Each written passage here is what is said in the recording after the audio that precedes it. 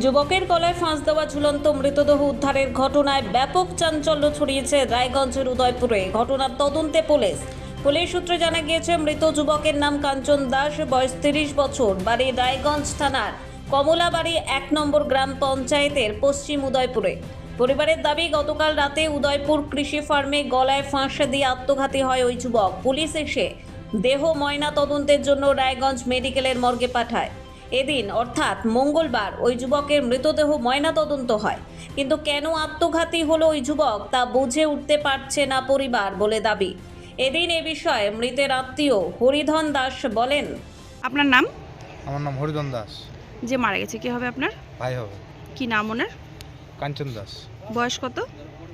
বয়স 29। আচ্ছা, বাড়ি কোথায় ওনার? পশ্চিম উদয়পুর। কি হয়েছিল ঘটনা? ঘটনাটা তো ম্যাডাম বলতে পারলাম না। মানে কি জানতে পারলেন, কি দেখলেন?